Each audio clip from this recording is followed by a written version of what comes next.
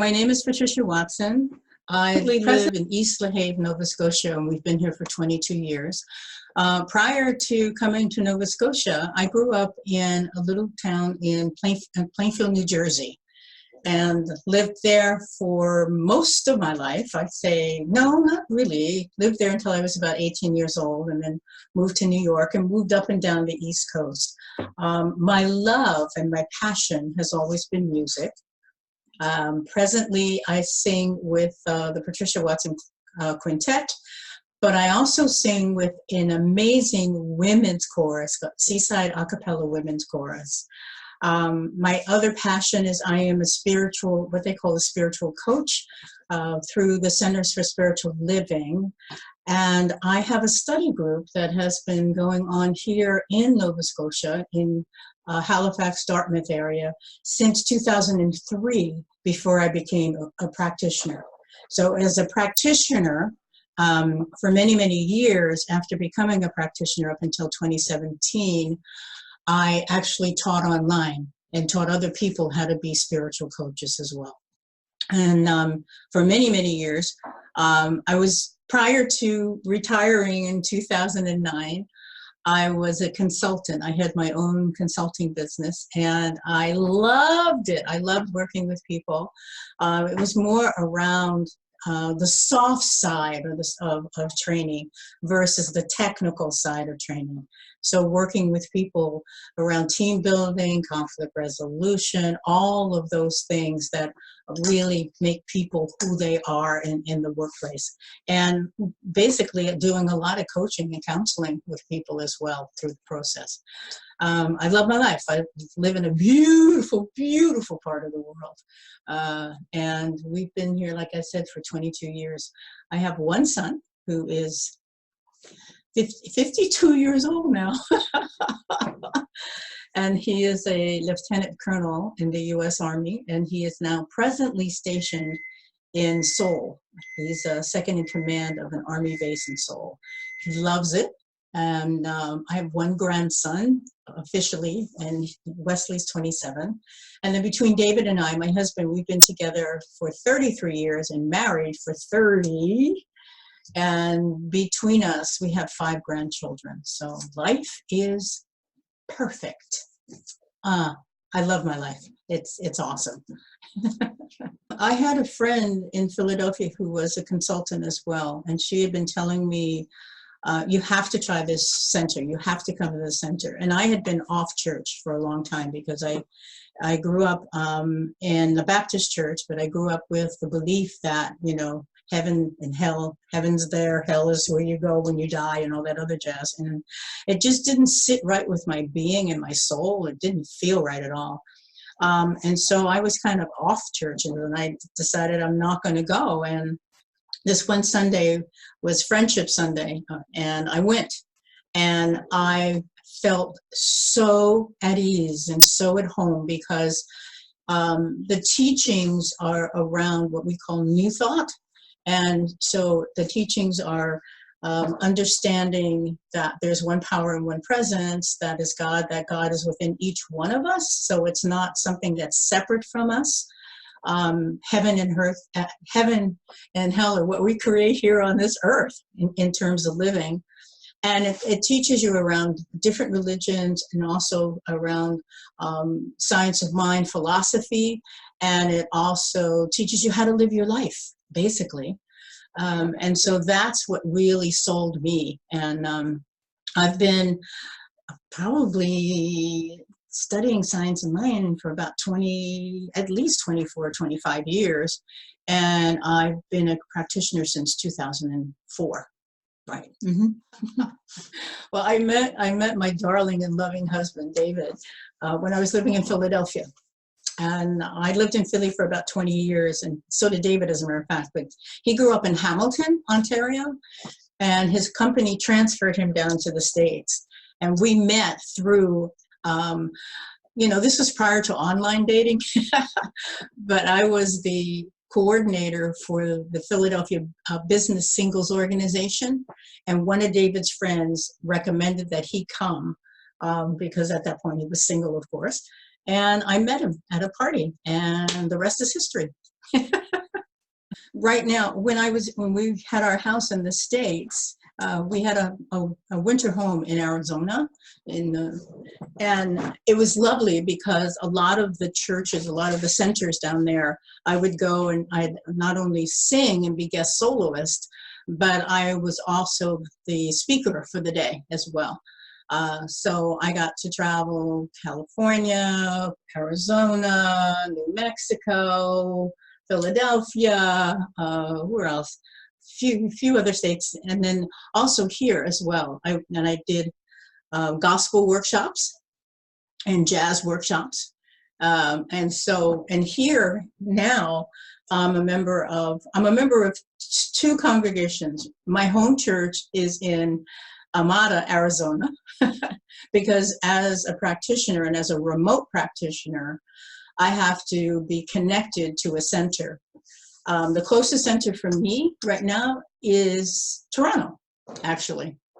So I'm affiliated with them, and one of the things that I do on a monthly basis is I write chants for the center that they sing either after the minister talks or right before the minister talks.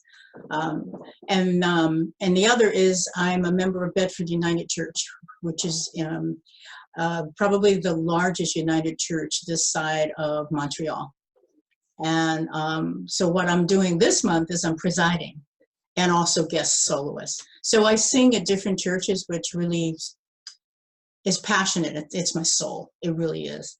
And jazz I love, and singing a cappella music is interesting and challenging. Let's just say that. It's very challenging because it's a totally different genre for me. And so it really is almost like, when you cross your hands like this and then you cross them the other way, that kind of thing.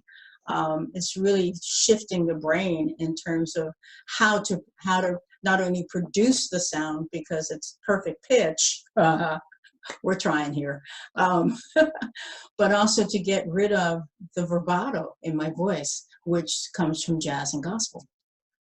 It's interesting because when I travel around to the different centers, the similarity is the fact that we all believe the same thing, basically.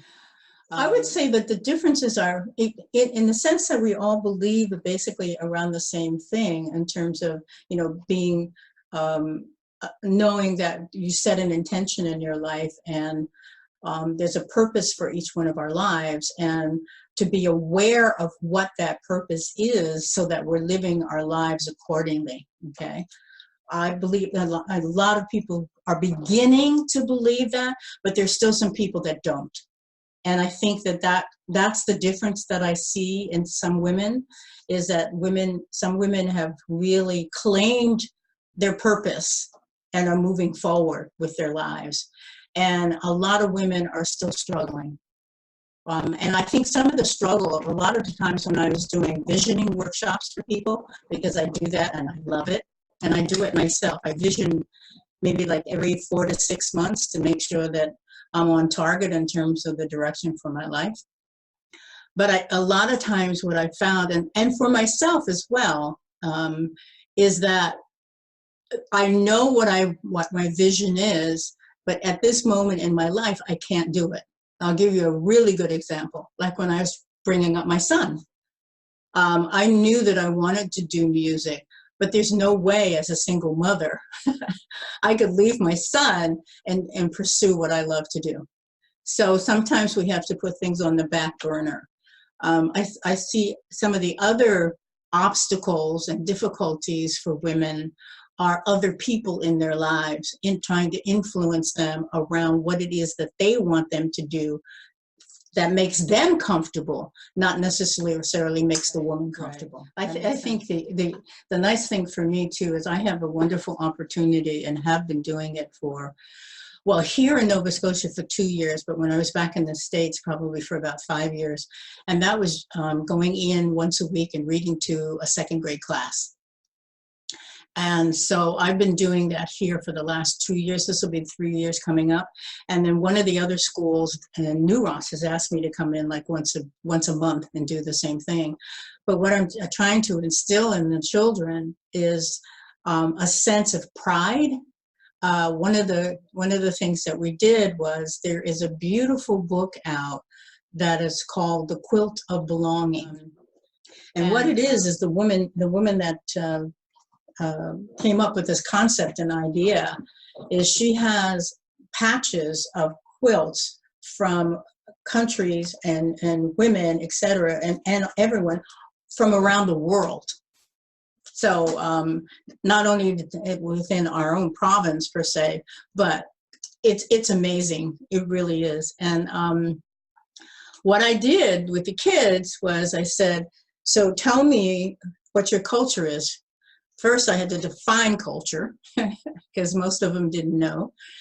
And then secondly, asking them, so I would love for you to go back and ask your grandparents or your parents exactly where they came from. And the kids would say, well, we came from Lunenburg, or we came from, Bridgewater. And I said, no. What I want you to do, I said, the only people that actually were on this in Canada initially are First Nations.